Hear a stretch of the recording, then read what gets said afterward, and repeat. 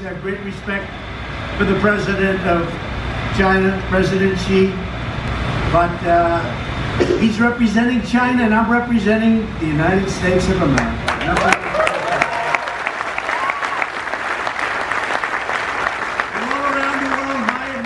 Is knocking down barriers to products made, grown, and raised in the USA, not only on the farm, but all over.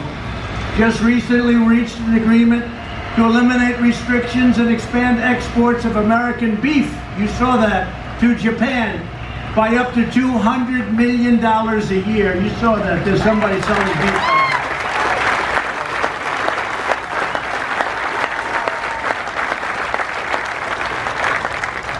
Haven't bought our beef since year 2000. The European Union removed barriers on U.S. soybeans for the use in biofuels. Everybody said they'll never do that. We have a long way to go with them, but it's going to happen very easily. Argentina and Paraguay opened their markets to American pork. It was a one-sided deal before. Now their markets are opening rapidly.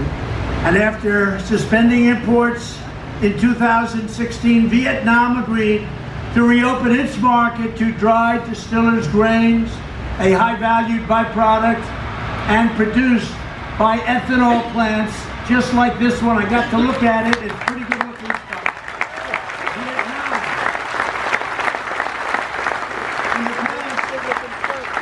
And under the Obama administration, our politicians let other countries push us around, treat us badly, treat our country with no respect. And you see that with Biden. We would never be treated with respect because people don't respect him. Even the people that he's running against, they're saying, where is he? What happened? He makes his stance in Iowa once every 2 weeks, and then he mentions my name 74 times in one speech. That reminds me of Crooked Hillary. She did the same thing.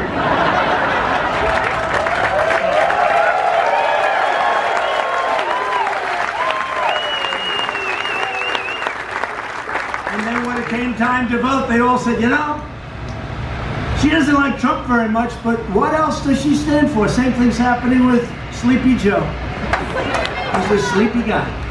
As we stand up for our farmers abroad, we are fighting to get the government from other countries and our government in particular off of your farms and out of your wallets and put them right back where it used to be many, many, many decades ago. We passed the largest package of tax cuts and reforms in American history.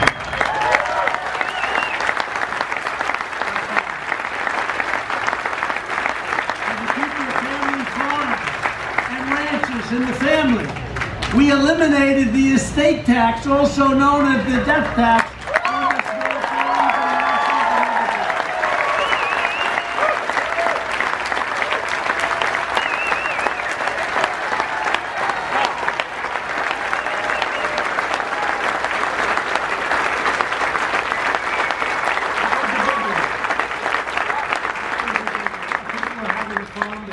Children, and they want to leave it to their children, and some of them aren't cash businesses, but they're great businesses, and the farms have real value, and something would happen to them. They want to leave it to their children, and the estate tax was so much that children would have to go out and borrow a lot of money from unfriendly bankers in many cases, and then end up losing the farm, and it was a horrible situation.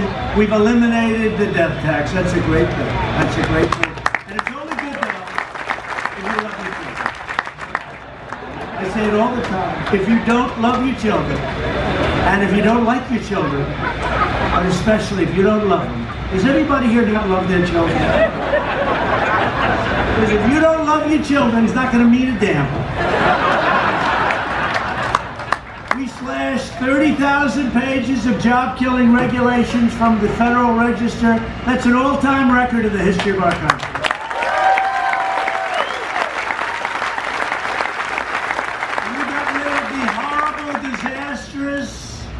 Calamity known as the waters of the United States.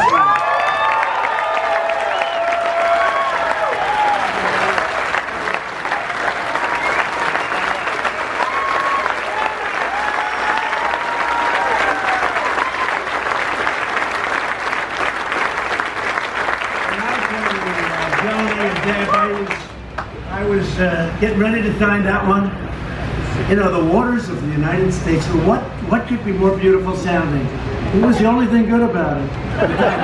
Everything else was a catastrophe. They took your land away. If you had a puddle in the middle of your field, they considered it a lake. The rules and regulations made it impossible. And I signed that, and behind me I had home builders and farmers mostly, and ranchers. And many of them never cried in their life, including when they were born, and they were crying. They were crying behind me. You know that, Pete. They were crying because we gave them back their land. We took it away. It was like eminent domain. It was terrible.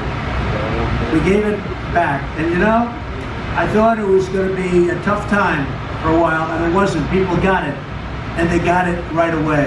And that was a great honor for you folks. That was a great honor.